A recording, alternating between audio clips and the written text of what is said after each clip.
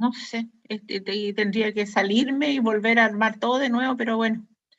Ya, ¿tú la puedes grabar y la subes?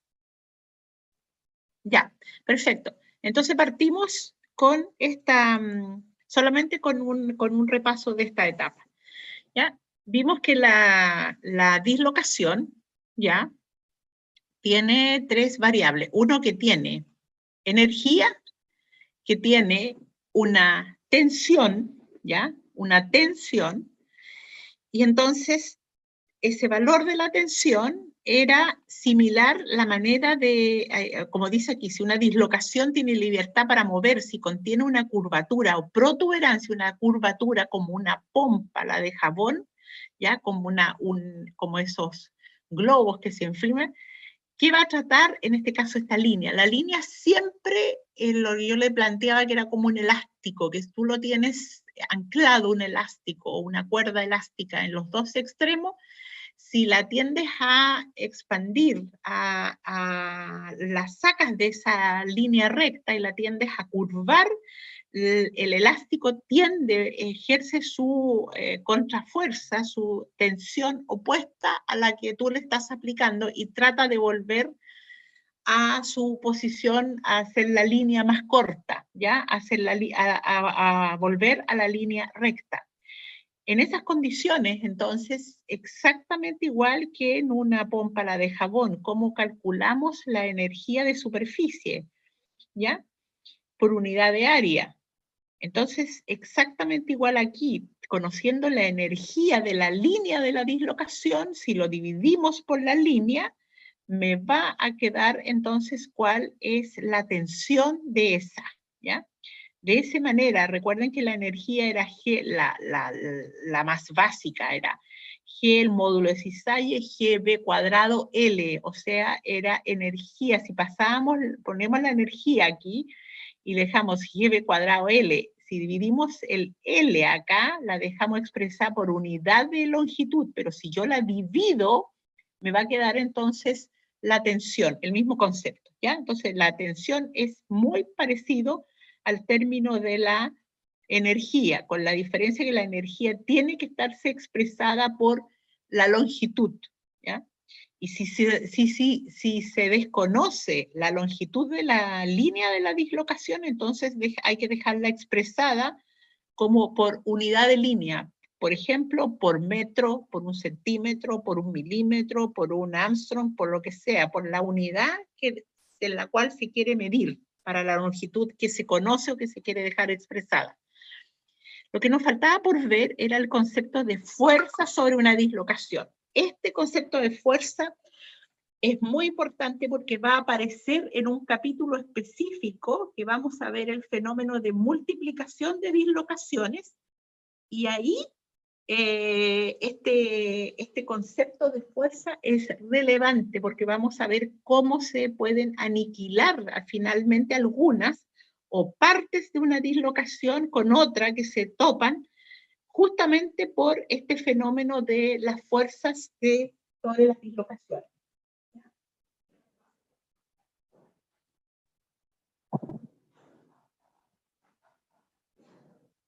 Entonces,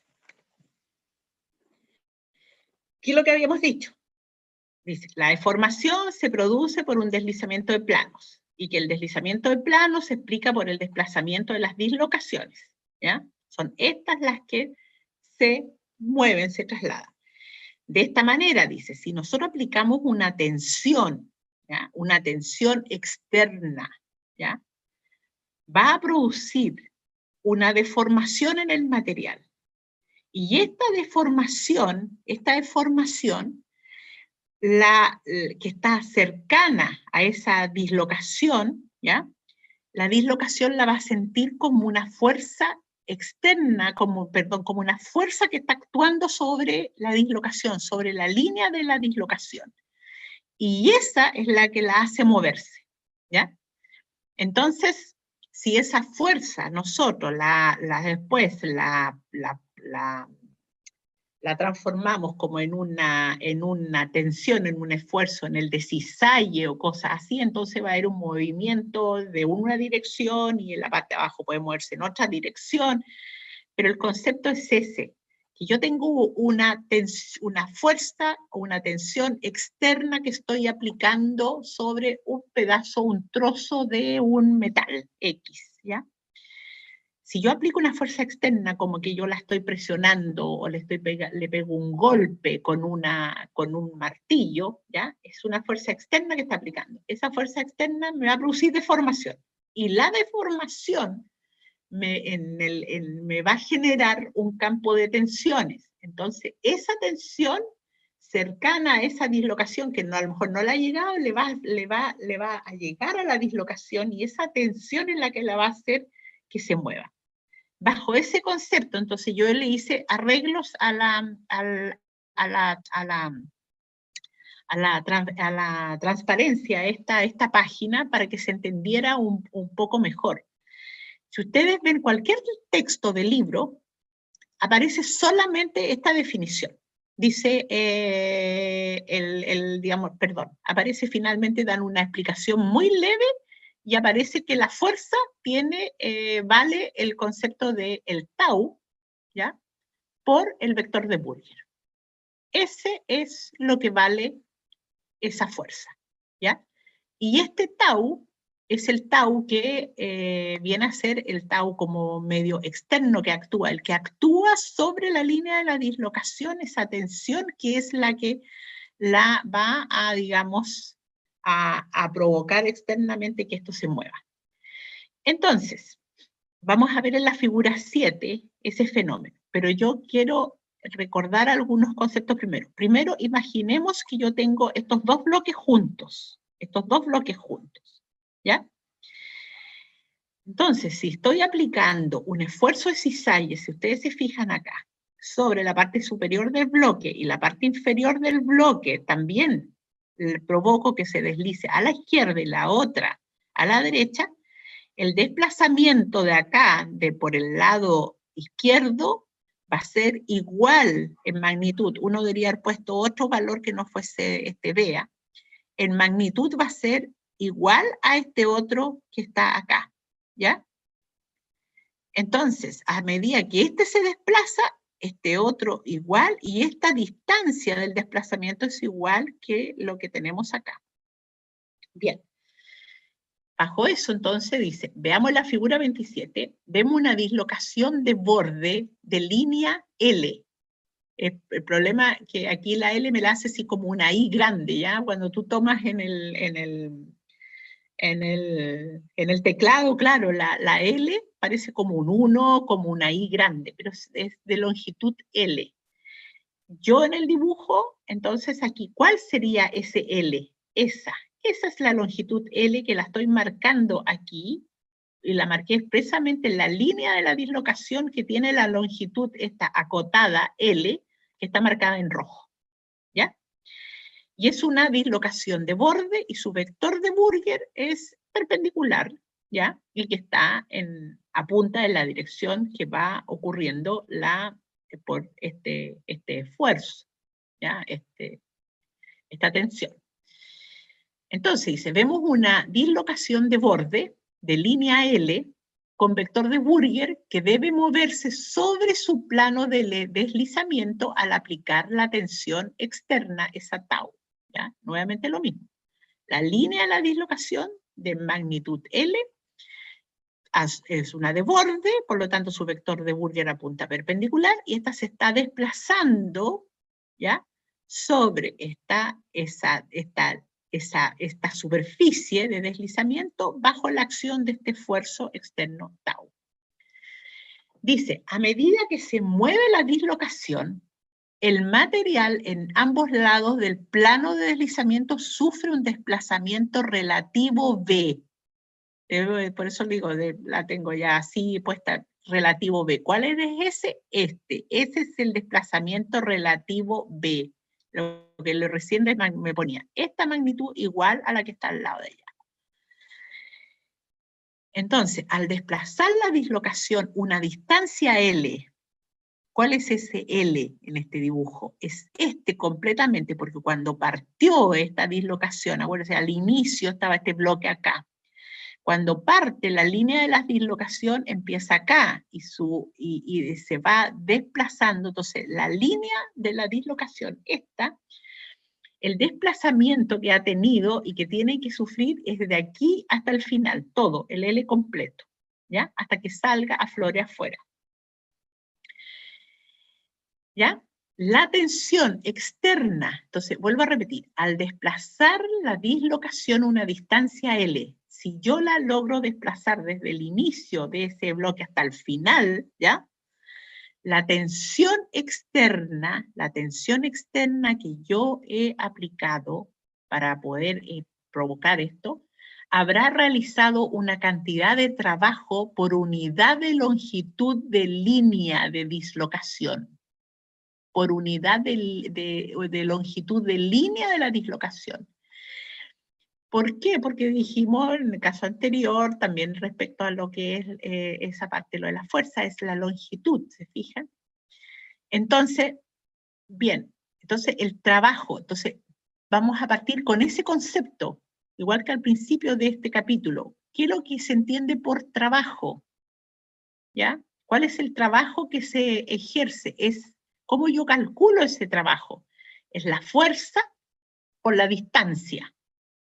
La fuerza que se tiene que aplicar, ya sea en tensión, en corte, en lo que sea, por la distancia o el recorrido que va a hacer, por esa distancia. ¿Ya? Entonces, en este caso, ¿ya? Se menciona de que eso va a ser ese trabajo está relacionada con esta longitud de línea de dislocación sobre la cual tiene que actuar, pero va a ser eso, todo va a tener esta distancia que va a recorrer, ¿ya? Entonces pongo la definición de lo que sería, lo que se entiende por trabajo, fuerza, ¿ya? Puede ser una fuerza de corte, una fuerza en compresión, una fuerza en tracción, ¿ya? No estoy hablando de un esfuerzo, estoy hablando solamente de la carga esa que yo estoy aplicando, esa fuerza, por la distancia o longitud. ¿Cómo es el esfuerzo, el tau, el de corte ese, ¿ya? ¿Cómo lo determino yo? Es la fuerza que he aplicado dividido por el área. Si fuese un esfuerzo en un sigma en influencia en alargamiento o en compresión, sería un sigma, el concepto, la figura del sigma también, dividido el esfuerzo en compresión o la fuerza en compresión o en tensión que yo estoy aplicando, dividido por el área sobre el cual actúa. Aquí el esfuerzo de corte entonces es el mismo, es el esfuerzo de corte que vale la fuerza que estoy aplicando, ¿ya? En cisalle la fuerza dividida por su área. Y el área acá de este desplazamiento, el área es, es este largo total, ¿ya? Por este ancho. Ese es el área en el cual está contenida la línea de longitud y este es el desplazamiento que va a cubrir toda la línea a lo largo de ese plano, ¿ya? Con eso ahora se aclara entonces un poco más. Entonces el trabajo producto, aquí dice, el trabajo producto de esa tensión externa, de aquí dice, la tensión externa habrá realizado una cantidad de trabajo por unidad de longitud de línea. Esta definición es muy clara, muy precisa, como para poder determinar esto que no está escrito en los libros, ¿ya? Ningún libro van a encontrar esto, por eso se los puse para que se pueda entender por qué se llega a que la fuerza es igual a tau B. Entonces, este es el trabajo, el concepto de lo que puse aquí, el trabajo. ¿Qué es lo que dijimos que era trabajo? Fuerza por distancia. ¿Cómo saco la fuerza? Si yo tengo una tensión externa, tengo una tensión de cisalle, ¿ya? Entonces, este tau, acuérdense que este tau es esto, es la fuerza que estoy aplicando dividida por su área. Y el área es esto. Entonces, como este está expresado, si yo reemplazo esto mismo acá, para poder tener la fuerza tengo que multiplicar ahora por L, por el área, L por L, y así simplifico este con el valor que está aquí igual, y me queda solo la fuerza, ¿ya? Me queda solo la fuerza. Ahora, ¿cuál es esa longitud? ¿Cuál es el área a su vez que yo estoy aquí? Recuerden que la tensión entonces va a ser este concepto, ¿ya? De fuerza por distancia, por esa longitud, ¿ya? Y la distancia que va a recorrer, y vuelvo a la definición, que la tensión externa habrá realizado una cantidad de trabajo por unidad de longitud de línea, ¿ya? Entonces, la longitud de la línea es L, ¿ya? Es L.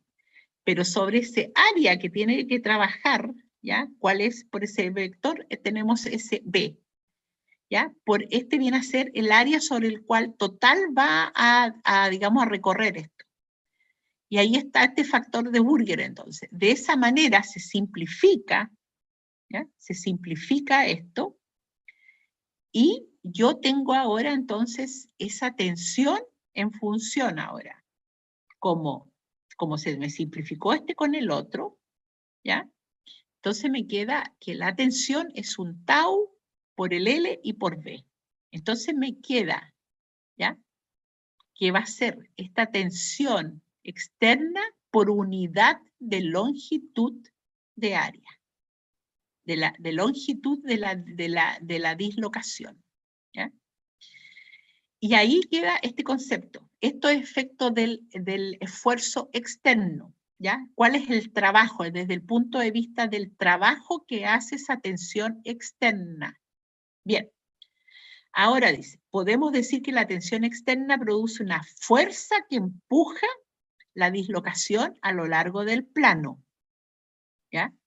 Esa tensión externa ahora la vamos a traducir a esta fuerza y la vamos a comparar con estos otros conceptos. Ya que el trabajo realizado es igual al producto de la fuerza por la distancia que se mueve, es razonable definir, dice, la fuerza F que actúa sobre la unidad de longitud L de la dislocación por la siguiente ecuación, ¿ya? Entonces, el concepto aquí está. ¿Qué es lo que es fuerza? Volvemos a esto mismo acá, que la fuerza acá es esa fuerza que actúa por unidad de longitud, ¿ya? Por unidad de longitud. Y la unidad de longitud de esta es esta longitud, SL, ¿ya? SL pequeño. Entonces, todo lo que habíamos dicho sobre ese trabajo, ¿ya? Es similar a indicar de que yo tengo la fuerza por unidad de longitud va a ser igual al trabajo que debido a ese esfuerzo externo, ¿ya? Y de aquí entonces, como les dijera, simplifico aquí por ese L, largo todo el desplazamiento que tiene que ocurrir, y me va a quedar entonces que la fuerza es tau B. Esto es tau B. ¿Qué es lo que es tau? El esfuerzo externo. ¿Y qué es B? El vector de Burger. En este caso, el vector de Burger va en la misma dirección del tau externo. Exactamente lo mismo. Entonces, la fuerza que se aplica sobre la línea de la dislocación va a ser perpendicular en cada punto, en este punto, en este punto, en este punto, en este punto, en este punto. Y siempre va a ser tau B, ¿ya? Ese valor. ¿Qué es lo que me dice esto? Que si esta se curva, esa fuerza no me puede cambiar. Siempre va a ser tau B, siempre va a ser el valor punto a punto. Si esto comienza a curvarse aquí, imagínense que esto, yo empiezo a aplicar ahora la fuerza gradual aquí en este punto, en este, y imagínense que esto, a ver, ¿qué es lo que vamos a ver en ese otro capítulo? Si yo ahora tuviese esta línea, pero la tengo anclada aquí a los lados, no aquí la línea de la dislocación se puede desplazar porque es una dislocación deslizante.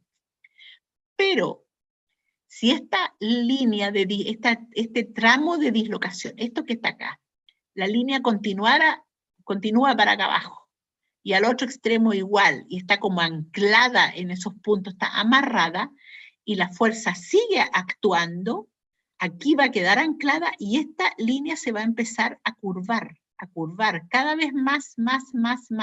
¿Qué significa eso? Que esta fuerza está actuando punto a punto sobre esta, punto a punto, perpendicular a la línea de la dislocación. El concepto de fuerza es que la fuerza actúa siempre perpendicular a lo largo de la línea de una dislocación. Como aquí la línea es recta, la fuerza va a ser paralela. Pero si esto se comienza a curvar, la fuerza apunta ahí, apunta ahí, apunta ahí, como un abanico, así se va abriendo, ¿ya? ¿Qué pasa con la dislocación ahora de espiral? Para la dislocación de espiral, el concepto de fuerza vale exactamente lo mismo, ¿ya? Exactamente lo mismo. Y con la misma deducción, que es un poco más compleja, pero se llega finalmente a este mismo, ¿ya? Entonces aquí aparece como eso contradictorio, pero es esa la fuerza que la mueve. ¿Se fijan? Miren. Vamos en este bloque, imaginémoslo que están los dos bloques juntos primero.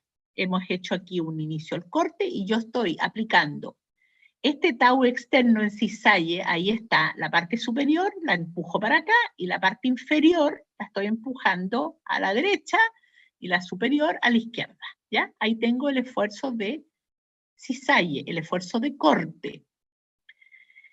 Y lo estoy aplicando ese esfuerzo solamente, acuérdense que no se aplica completamente sobre toda la pared. Si se aplicara sobre toda la pared aquí al mismo tiempo, tendría una dislocación de borde. Pero como al principio empiezo a aplicarla aquí, siempre la estoy aplicando en esta parte, aquí está más claro este dibujo. Bueno, da la impresión que está como en el volumen, pero en realidad es para indicar que se aplica siempre en este extremo, ¿ya? Se aplica aquí y abajo, en esa pared, pero en este extremo, en este vértice, cercano a este vértice. Entonces, el primero que se abre ahí un poquitito, después esto va desplazando, va agrandando, así. Entonces, a medida que pasa esto, claro, ¿cuál es la zona que ha deslizado respecto a lo no deslizado? Esta superficie es la que ha deslizado. La de atrás aún no ha deslizado. Y la línea de la dislocación es la línea límite que me marca la parte que ha deslizado de lo no deslizado, recuerden eso. Y la línea de la dislocación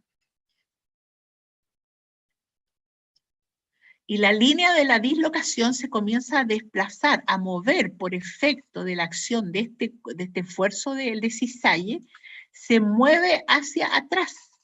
Eso significa que ese desplazamiento está relacionado con una fuerza que la empuja, una fuerza que la empuja. ¿Y de qué tamaño es este valor? El tau no va incrementando, el tau se sigue aplicando, se mantiene, entonces no es que esté incrementando el valor de ese tau, sino que como este se mantiene para acá, se empuja, y el otro para allá es como quien dice mantener constante esto, y es para poder desplazar esa línea del desajuste hasta el término de este bloque. Por lo tanto, la línea de la dislocación de acá de espiral, de carácter espiral, que tiene posibilidad de subir como una rampa, esa línea se va desplazando bajo la acción de una fuerza que actúa sobre ella. Y esa fuerza también es perpendicular. Perpendicular aquí, fíjese que esta línea aquí está recta en esta rampa. Es perpendicular, o sea, siente una fuerza igual que la fuerza para la dislocación de borde, exactamente la misma, ¿ya? Y vale igual el tau B, o sea, el tau externo, el esfuerzo de corte externo, el de cisalle, por su vector de Burger, ¿ya? Entonces, si para una de borde la tenemos igual, para una de espiral la tenemos igual, para la mixta la combinación es exactamente la misma, ¿ya? Va a sentir entonces como una porción de la fuerza, la va a sentir una a la otra, pero es es el concepto de fuerza que actúa sobre una dislocación, va a ser siempre entonces el valor del esfuerzo externo que está actuando por el vector, digamos, vector de Burger, ¿ya? Y entonces ahora tenemos la situación,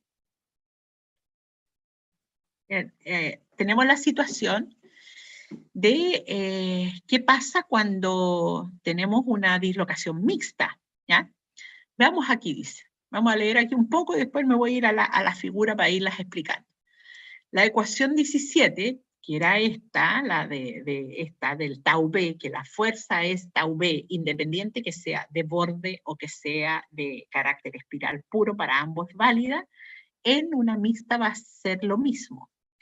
Entonces, la ecuación 17, que la fuerza es tau B, es válida para una dislocación de borde pura o una dislocación de espiral pura. Sin embargo, dice, se debe considerar que en un caso general, que las tensiones que actúan en cada caso están limitadas a unas pocas de las 6 en que se puede descomponer una tensión externa o aplicada externamente. 6, ¿cuáles son esas 6? Porque ya tenemos 6, 2 por cada lado, esas tensiones. Acuérdense que va una a la derecha, la otra a la izquierda. Bueno, si va una hacia arriba, la otra va hacia abajo.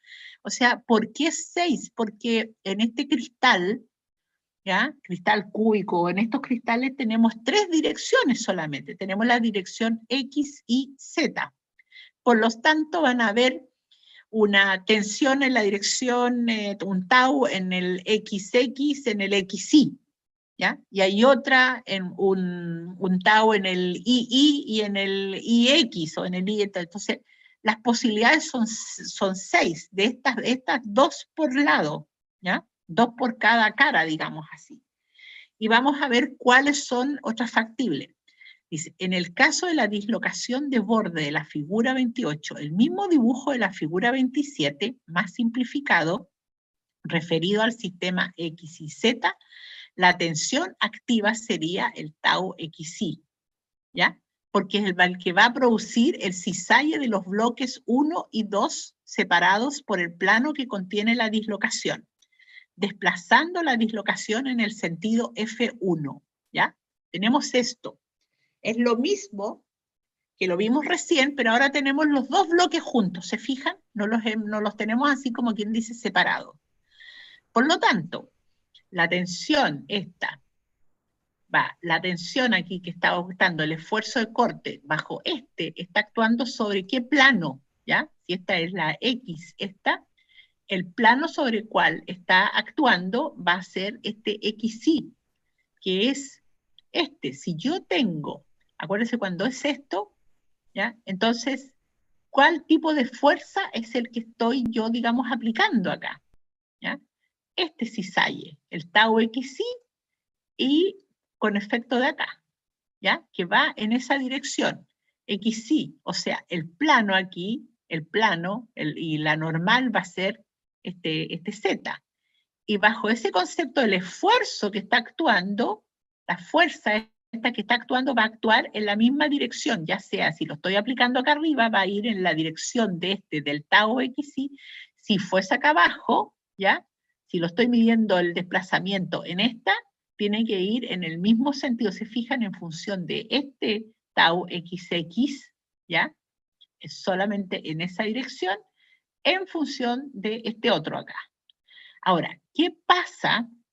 ¿Qué es lo que tengo dibujado acá? ¿Ya?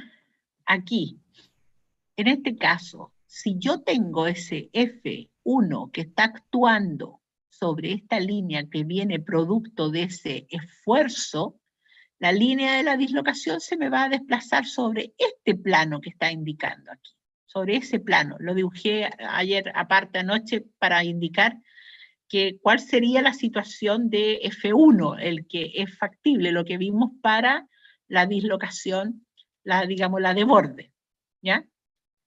Entonces, la tensión sería esa, la que está en ese plano, ¿ya? Aquí está como rotado este plano, debería ser el X y Z al otro lado, pero aquí, ahí lo vemos, ¿se fijan?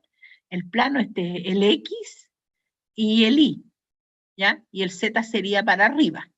Entonces, el X y el Y. Entonces, la fuerza mueve a la línea de la dislocación, que esta es el último átomo, esa línea que la tengo marcada entre esta, va a desplazarse sobre esto. Eso es lo que estamos indicando acá, ¿ya?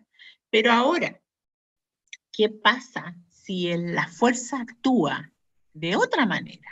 Si la fuerza actúa en compresión o en tracción, ¿ya? Veamos en tracción, si ya está este caso de acá. La única manera, y estamos hablando en frío, la única manera de que esta pueda trepar, que esta dislocación pase arriba, ¿ya? Que yo la suba o que después la pueda bajar, la única manera es que yo esto tengo que tener vacancias, con la ayuda de vacancias, ¿ya?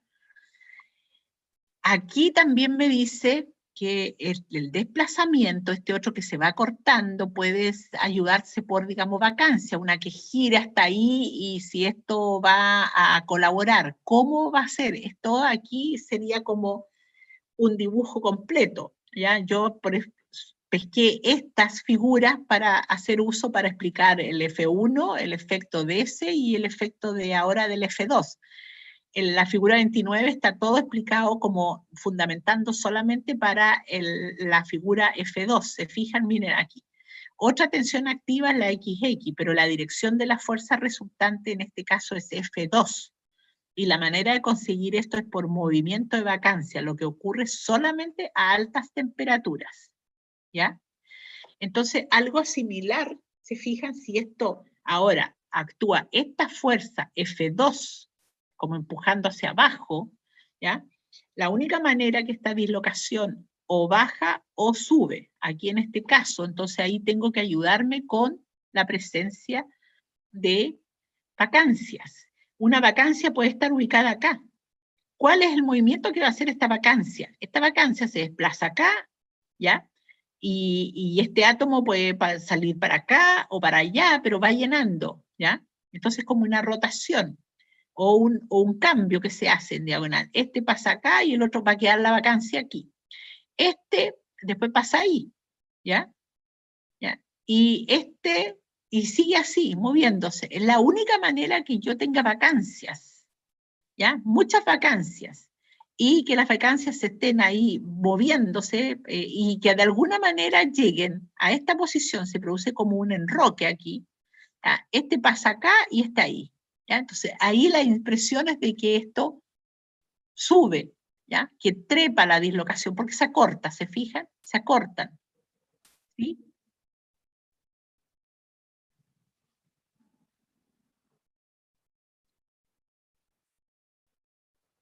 Claro, el que entra, ese que está ahí.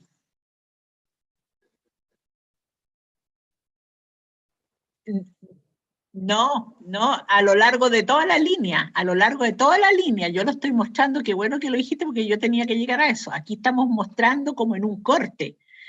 Aquí hay, en este plano, esta vacancia por acá, tiene que llegar ahí, esto y después ubicarla. Pero el átomo de la línea de la que está adentro tiene que ocurrir lo mismo.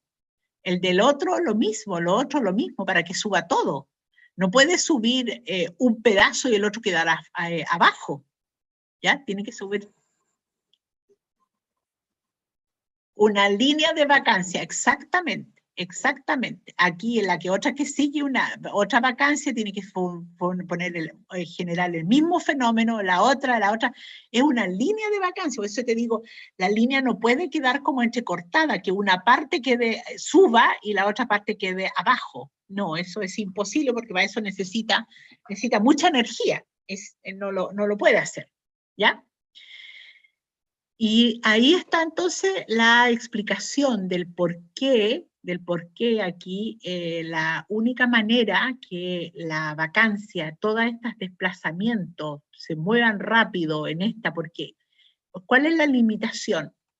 Recuerden que la de borde, en el caso de la de borde, solamente la dislocación se mueve en un plano, No es como la de espiral que se mueve en una rampa, va pasando de un plano a otro, así como una rampa, ¿ya? Esta se mueve solamente en su plano, en el plano. Entonces, finalmente, si yo tengo una mixta, una dislocación mixta, que está todo el desarrollo aquí con los ejes y todo eso, solamente es imposible, si van amarradas, si yo tengo una mixta así curva, la que manda es la dislocación de borde. Y ese trepado que podríamos esperar, o la disminución hacia abajo, ¿ya? Un trepado inverso. Imagínate que esto, en vez de que trepe, esto puede bajarlo acá. Esos son esfuerzos enormes que también tiene que haber esfuerzos externos y también tiene que haber vacancias también, como que se cortaría esa línea. Eso es más difícil que, digamos, ocurra, ¿ya?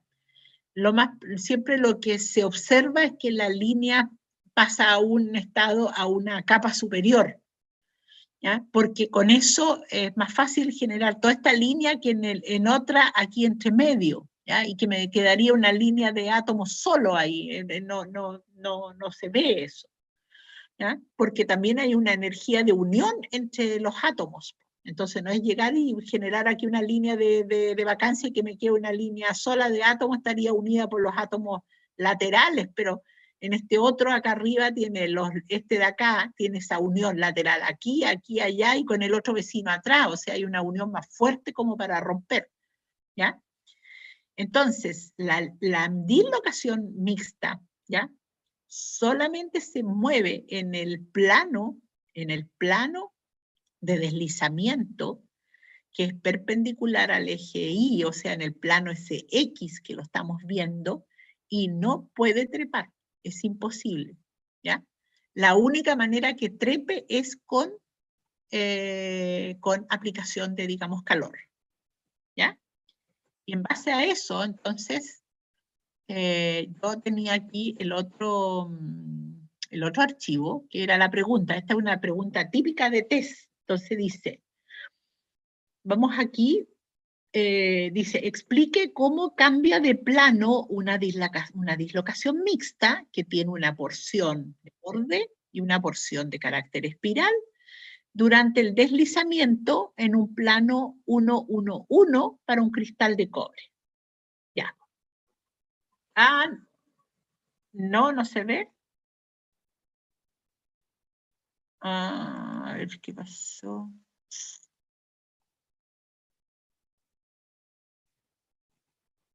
Es que es pregunta nomás, pues no está en PowerPoint.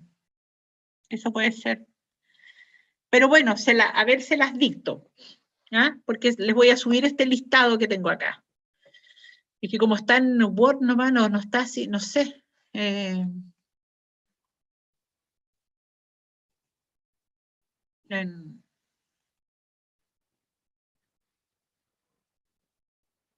Ya, a ver. Ahí.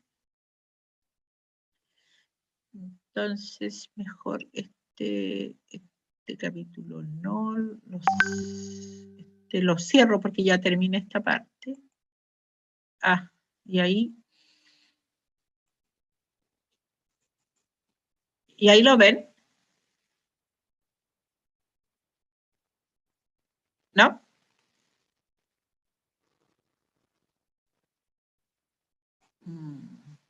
Bueno, se las leo porque como les voy a subir toda esta explicación, sí, a ver, lo van memorizando un poquito, dice, explique cómo cambia de plano, cómo puede cambiar de plano una dislocación mixta. Es una dislocación mixta que tiene una parte de borde y una parte de espiral. Y esta dislocación mixta está deslizando sobre un plano de la familia o el plano 1-1-1, si se lo van imaginando, el plano 1-1-1, que es en diagonal, en un cristal de cobre. El cristal de cobre es un FCC. Lo hicieron todo en el, digamos, en el test. Y el plano 1-1 es el más fácil, ese triángulo inclinado. Tengo las dos dislocaciones ahí, ¿ya? Las dos, pero que conforman a esta mixta. Entonces puede tener cualquier otra línea, puede tener una línea que no son las líneas rectas, una curva, ¿ya? Y que se está moviendo sobre ese plano. Ahora, la pregunta es, ¿cuál es la dirección, la del esfuerzo? ¿Ya? La dirección del esfuerzo tiene que estar, la dirección, primero, no puede ser perpendicular a ese plano, tiene que ser paralelo a ese plano, ¿ya? ¿Y cuál es la dirección más importante? ¿Ya? Cualquier dirección de deslizamiento siempre cuando esté contenido en ese plano. Ahora, la dirección también tiene que ser las direcciones más compactas, ¿ya? Pero no puede ser una dirección, vuelvo a decir, como quien dice, perpendicular. No. Tiene que ser solamente una que yo la esté, que sea, porque acuérdense que en el caso de la de espiral, si están las dos en el plano, las dos componentes, o sea, esta mixta, yo la puedo, digamos, mover, ¿ya? La puedo deslizar y se va a ir, puede que se vaya curvando más o que se mantenga más recta en un pedazo, pero tiene que estar sobre el plano de deslizamiento, ¿ya? Y ojalá la tendencia en las direcciones más compactas, que sea de tal manera que los átomos se muevan en esa menor distancia. Pero ¿qué cambios ameritan? ¿Ya? Cambiar a un plano arriba, o sea, yo no la podría empujar a una dislocación, esta mixta, no la puedo pasar a un plano paralelo. En cambio, si fuesen todas de borde pura, podría pasar, si pueden ser de espiral pura, esa pasa. Pero en este caso, no. ¿Por qué? Porque la de borde es la que tiene su limitación, porque la de borde en realidad se mueve solamente en su plano. Y la única manera que pase a otro plano, tiene que haber esfuerzo y tiene que haber temperatura, y lo hace a través de las vacancias. Por lo tanto, cuando uno dice, ¿qué cambios ameritan? La única manera que pueda producirse este cambio de plano, ya como una especie de un trepado a otro plano, es en altas temperaturas, solamente con altas temperaturas, haciendo ver la parte que tiene relación con el movimiento y el salto y la generación, la de vacancias. Nada más. ¿Ya? O sea, para que vean ustedes que es la de borde la que limita cualquier acción. Si la de borde se puede mover, la mixta es posible que se pueda mover. Porque van amarradas estas dos, van combinadas. Acuérdense que tenemos una mixta, tiene una parte de borde y una parte de espiral, pero no es que estén separadas así. Uno las separa, como quien dice, la separa por efecto de estos vectores, ¿no? Pero en el fondo esto es una línea curva. Es una Profe, línea curva, ¿sí? que en el dibujo que estamos viendo de la dislocación de borde, que se generan esos esfuerzos de tracción y de compresión, en el caso de la dislocación de espiral, ¿solamente hay puro cizallamiento? No, Puro... la de espiral no tiene mayor problema, porque la de espiral, de hecho, se desplaza, si fuese solamente esto, la de, digamos, espiral, una espiral, si tengo esfuerzos en esa otra dirección, va a subir de un plano a otro. De hecho, en los dibujos, acuérdense que es el efecto de ese tirabuzón, o sea, como cuando uno mostramos en el ejercicio en el capítulo pasado, que mostrábamos cómo avanza una dislocación de borde como una espiral, o sea, se mueve en una rampa que va así hacia abajo, o como cuando tú metes el corcho en la botella o tú sacas el corcho de la botella. Esa se mueve en un, digamos, espiral. Se puede mover sobre el plano, como pasa al otro plano, no tiene ningún problema. ¿Ya? Es mucho más móvil esa. Y por lo tanto te requiere menos energía. En cambio, acuérdense que la energía asociada a una dislocación de borde está dividido por el módulo de, digamos, Poisson. y el módulo de Poisson es menor que 1, por lo tanto, la energía que requiere para desplazarla es superior a la energía que requiere una dislocación de espiral. ¿Ya?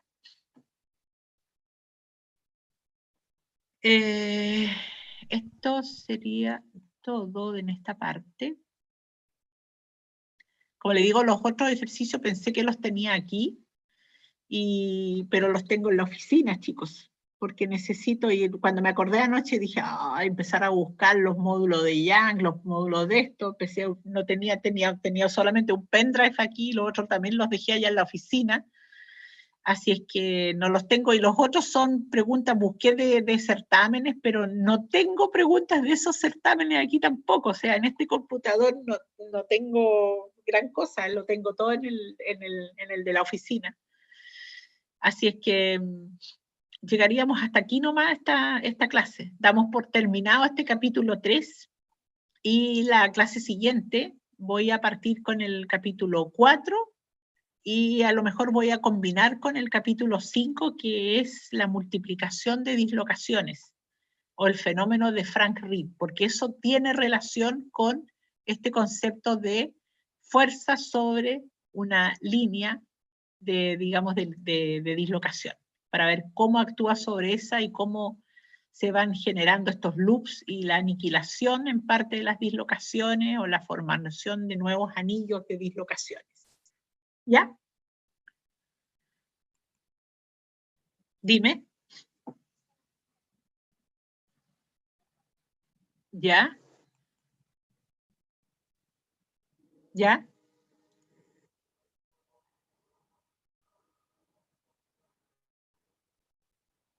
Sí, se pueden desplazar, obviamente, las de espiral se mueven en la misma dirección de la fuerza, pero tú puedes aplicar una fuerza ahí, ¿ya? En compresión o digamos, cisalle, pero la dislocación, si tiene una componente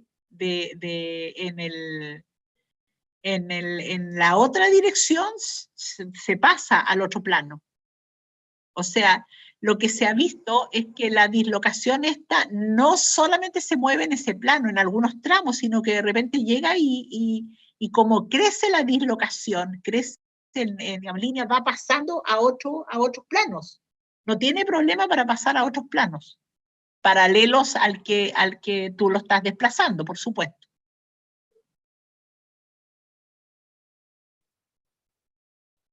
¿Sí? ¿Ya?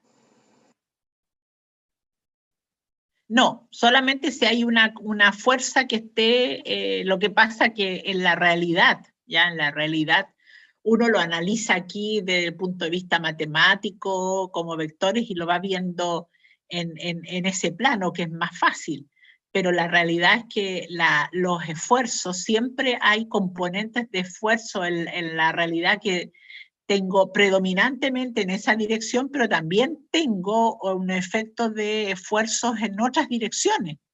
Entonces eso también me ayuda a que la dislocación pase a esos otros planos. Es mucho más compleja porque eso se ve en el mismo TEM. Cuando se está mirando de repente la dislocación, tú estás viendo un plano, ¿cierto? Y de repente la dislocación de carácter espiral desaparece. Entonces dice, bueno, ¿y qué pasó? Quedó como, digamos, la cola de esa línea. ¿Y la otra parte a dónde está? Entonces uno dice, bueno, tiene que haber entrado al interior, no haber pasado a otro plano. En cambio, las de borde se ven todas, cuando se ven que se mueven, se ven todas sobre el mismo plano nomás. No cambia la forma de la dislocación. ¿Se mantiene? Claro, claro, se mueve completa, pero acuérdate que así como va pasando, va creciendo, se va desplazando, hay una parte que lo que tú ves cuando hacíamos ese dibujo en los capítulos, ese capítulo anterior, que dibujamos en la celda y lo tomamos para la dislocación de la línea de la dislocación de carácter de borde, de carácter, digamos, espiral, ¿ya? Y entonces decíamos, bueno, ¿cómo se desplaza cuando determinamos los vectores y todo eso? ¿Cómo se desplaza? Como un tirabuzón.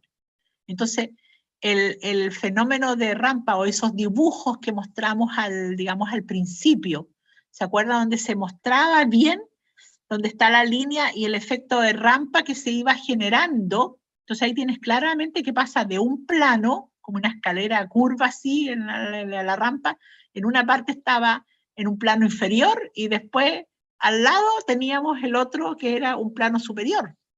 Y no hay un escalón de por medio, no hay escalones, es todo como una continuidad, ¿te fijas? Entonces la línea ahí va pasando, de hecho va pasando la línea ahí, pasa varios planos. ¿Te acuerdas que esa rampa, a ver si lo logro buscar? Espérenme aquí, a ver si los tengo aquí a mano. Aquí ya no los... no los tengo aquí, a ver dónde están. Aquí en el capítulo acá. Con todos los cambios que estoy haciendo, capaz que de repente me los cierra acá. No los tengo aquí a mano, no lo puedo correr esto. A ver si se recuerdan de ese dibujo, que eran unos dibujos que estaban, se los puse ahí para las dislocaciones de carácter espiral, que eran verdaderos rampas así que iba subiendo. Entonces, ¿dónde está la línea de la dislocación? La línea de la dislocación está justamente en esa separación, que se va produciendo ese como escalón externo, así que va como esa rampa. Entonces, ya de por sí la línea abarca varios planos. En cambio, la otra línea está, ahora, que es donde está la línea contenida de una espiral, puede ser, mientras sea un plano compacto de los de mayor deslizamiento, va a avanzar sin mayores problemas. Es más difícil a veces entender esa que la de borde. Y la de borde es la más simple a veces de visualizar, pero es la que traba, porque la de borde solamente se mueve en un solo plano, en su plano. Entonces, no admite salvo que tenga altas temperaturas. Y por eso que en los conformados en caliente se facilita toda esta deformación plástica, porque las dislocaciones ahí pasan a otro, porque hay más vacancia, pasan a otros planos, ahí sí se facilita esa deformación plástica, pero en frío está limitado al desplazamiento sobre sus planos más compactos de deslizamiento, ¿no?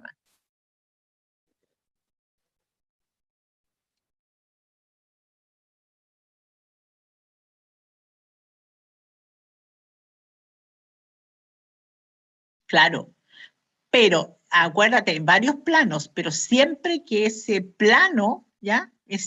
La línea de la dislocación en el fondo va a estar en un plano, como quien dice, perpendicular a ese, pero también es un plano compacto para ella. Sí, es más complejo verlo porque es cómo se desarrolla, Lo que pasa es que uno ve en todos los dibujos que uno pone una parte nomás cuando se está iniciando y cómo se va desplazando una porción de esto, ¿ya? Pero si esto continúa, esto se va a ir, se va formando ese espiral alrededor de la línea de la dislocación, ¿ya? De repente, jóvenes, vale la pena como no cuestionarse más allá, porque al final uno como que ve que es más complejo de lo que al principio uno piensa que es. Y en realidad es más complejo, pero hay que visualizarlo de una manera simple para poder, digamos, entender, digamos, las cosas. Porque si no, te vas metiendo como en algo cada vez más complejo y al final te empiezas a enredar. Al final, en vez de aclararte la situación, se te complica el entender bien cómo es este movimiento de las, digamos, dislocaciones. ¿Ya? Ahora, lo que sí ocurre que, claro, hay interacción, como vamos a ver, lo que pasa que Aquí falta ver mucha materia todavía, vamos a ver más adelante que hay interacción entre una dislocación, va avanzando una dislocación de borde, la que es deslizante, y hay pedazos de dislocaciones de espiral o otras de borde que están, así como quien dice, ancladas, que son inmóviles, porque están ubicadas en plano de no deslizamiento, ¿ya? Están ubicadas en plano de no deslizamiento. Entonces, si esas están fijas ahí, están como árboles plantadas ahí que no se mueven, y viene una que es deslizante, se va a chocar con estas otras y hay que ver qué fenómenos ocurren. Entonces se forman así como verdaderos nudos que las anclan más, ¿ya? Y traban a toda la otra línea. Entonces hay todavía muchas cosas más complejas que ver de algunas funciones, pero hay que tratar de verlo, analizarlo de manera simple para poder entender por qué se producen aniquilación de dislocaciones, por qué se generan otras nuevas dislocaciones, por qué se generan más dislocaciones de estas inmóviles y qué efecto tienen en la dureza y en la resistencia del material de, digamos, la presencia de esta. Y está claro que un material endurece porque se van generando más dislocaciones. Y esas dislocaciones que se van formando, muchas de ellas son inmóviles, no quedan ubicadas en los planos más compactos. Entonces quedan en planos, por ejemplo, verticales o medios diagonales. Tú en un cubo puedes tener todas las posibilidades de, digamos, de planos, pero hay planos que no son compactos. Si tú te vas en la estructura FCC, los planos de los más densos son esos diagonales, pero si tú tomas uno en la dirección 110, un plano ahí, no es el más compacto. Entonces, si tienes una dislocación de borde en un material que es cúbico centrado en el cuerpo, pero lo tienes ahí en ese plano que es no compacto como el plano 110 o en el plano 001, entonces son planos en los cuales no, una vez que se forman las dislocaciones en esos planos, quedan ahí. La única manera que puedan deslizar un poco más es con altas temperaturas, pero si no, no. Entonces son líneas que estorban. Entonces la otra, si quiere avanzar y se cruza con una de estas, se va a formar ahí un nudo y que va a impedir que pueda seguir avanzando. Entonces, el hecho de yo tener cada vez más defectos de estos impide el deslizamiento de plano fácilmente e impide la deformación plástica. Entonces se va endureciendo el material por la acción de la interacción entre las diferentes dislocaciones. Por eso que por ahora quedémonos con esto, ¿ya? Vamos piano, recordando algunos fenómenos así por separado, para que después podamos combinar todos los otros fenómenos, ¿ya?